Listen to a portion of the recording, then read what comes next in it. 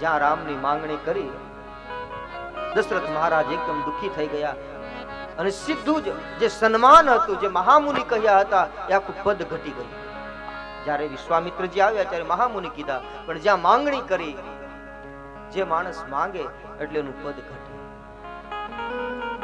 વિશ્વામિત્રજીને કહ્યું, હે વિપ્ર, તમે આ ઉચિત માંગતા નથી. શું તમને ખબર છે કે આ મારી ચોથી અવસ્થામાં આ 4 પુત્રો મારે થયા છે? એમાં પણ આ રામ મને પ્રાણથી પણ અધિક પ્રિય છે. તમે આ ઉચિત માંગણી નથી કરતા. તમે 2 અક્ષરનું રામ છોડી દો, 2 અક્ષરનું બીજું કંઈ પણ માંગી લ્યો. 2 અક્ષરનું ધન માગો એટલું ધન આપું, 2 અક્ષરની ભૂમિ માગો એટલી આપું. ધન, કોષ, ભૂમિ, દેહ, આ પ્રાણ માગો તો પ્રાણ આપું, પણ રામ દેત નહીં બને ગુસાઈ. હું રામ નહીં આપું. આમ જ્યાં થોડો સંવાદ થોડો ઉગ્ર થવા લાગ્યો, એ સમયે ગુરુદેવ વશિષ્ઠજીએ વચમાં પડી અને એમણે સમાધાન કરાયું. મહારાજ દશરથજીની સમસ્યાનું કહ્યું કે તમે રામને અને લક્ષ્મણને સોંપી દો, કારણ વિશ્વામિત્રજીના સંગમાં જશે તો રામ વિશ્વનો મિત્ર બનશે. જાશે મહામુનિની સાથે અને સુંદરતાનો કોઈ છૂટો નહીં હોય એવી સુંદર સુશીલ કન્યા સયાની એમને પત્ની તરીકે પ્રાપ્ત થશે. વિશ્વામિત્રજી ની સાથે રામ અને લક્ષ્મણ ગુરુદેવ વશિષ્ઠના આદેશથી મહારાજ દશરથ તૈયાર થયા છે. આ ગુરુ આદેશનું કેટલું પાલન થતું હશે આ દેશમાં, એ રામાયણ બતાવે છે. નહીતર વિશ્વામિત્ર અને વશિષ્ઠજીને વિવાદ ચાલતો હતો, મતભેદ છે. શાસ્ત્રોમાં એમની કથાઓ છે. ત્રિશંકુને વચ્ચે લટકાયો છે, એટલી કથા જોડાયેલી.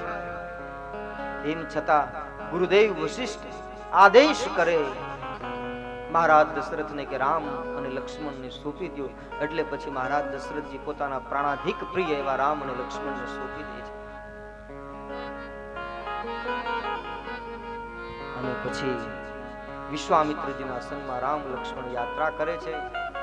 વિશ્વામિત્રજી વૈરાગ્યનું રૂપ છે, વ્રતો પાળે છે, માટે કોઈ વાહનનો ઉપયોગ ન કરે તો રામ અને લક્ષ્મણ પણ પદયાત્રા કરે છે.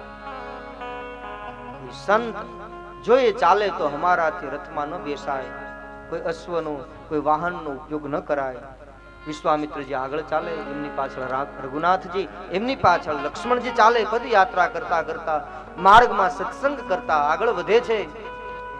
વિશ્વામિત્રજીને થોડો મનમાં ભ્રમ હતો કે આ બ્રહ્મ છે કે માનવ છે. ભગવાનનું દિવ્ય ચરિત્ર એવું અદ્ભુત છે કે હજી વિશ્વામિત્રને પાકું થતું નથી. એમાં જ આગળ જતા વનમાં ભયંકર અવાજ થવા લાગ્યો, માનો મેઘ ગર્જના થતી હોય, ચોમાસું મંડાણું હોય એમ ઘટાટોપ વાદળો થયા હોય. આખું આકાશ અંધાર પટ છવાઈ ગયો. અચાનક ભયંકર વીજળીના કડાકા જેવા અવાજો થવા લાગ્યા અને એક માનો કોઈ કાજળનો પહાડ હોય એમ સામેથી દોડી આવે છે. ભયંકર રાક્ષસી દોડી આવે છે, જેનું નામ છે તાડકા. જે તાડકા દોડી આવે એ સમયે વિશ્વામિત્રજીએ ભગવાનને કીધું કે રઘુનાથ, આ જે સામેથી આવે છે તાડકા રાક્ષસી છે અને એના જ સંતાનો મારી તેને સુબાહુ મારા યજ્ઞનો વિધ્વંસ કરે છે. ભગવાને નક્કી કર્યું કે જેનાથી આવા અસુરી વૃત્તિ જન્મે છે એને જ હું નાશ કરી નાખું તો જગતમાં ક્યારેય કોઈ ઋષિ મુનિને, કોઈ સંતોને ક્યારેય કોઈ તકલીફ ન થાય. એક ही बाण प्राण हरि लिनहा दीन जानि ते निज पद दिनहा.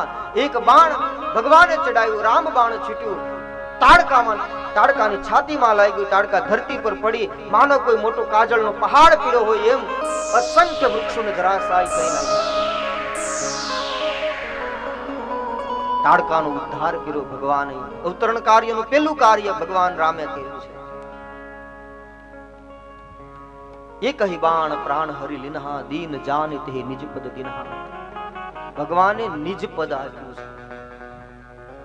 દીન જાણી અને નિજ પદ જેણે આપ્યું, આવી અસુરી વૃત્તિની રાક્ષસી તાડકાને જે ભગવાન પોતાનું નિજ પદ જો આપતા હોય તે ભગવાન કરુણા કેવી વિશાળ હશે, કેવી વ્યાપક કરુણા હશે. એટલા માટે તુલસીદાસજીને કહેવું પડ્યું કે રામ સમાન પ્રભુ નાહી કહું. રામ સમાન બીજો કોઈ એવું ઠાકોર નથી કે આવા અસુરી વૃત્તિના લોકોને, એવા જીવોને પણ જે પોતાનું પદ આપે છે. વિશ્વામિત્રજીના મનમાં જે ભ્રમ હતો ને, એ ભ્રમ હવે પૂરો થઈ ગયો. હવે સત્ય સમજાઈ ગયું કે આ તો બ્રહ્મ છે. એક જ બાણે જો તાડકાને મારી નાખે તો કોઈ સામાન્ય ન હોય, આ તો પરમાત્મા છે.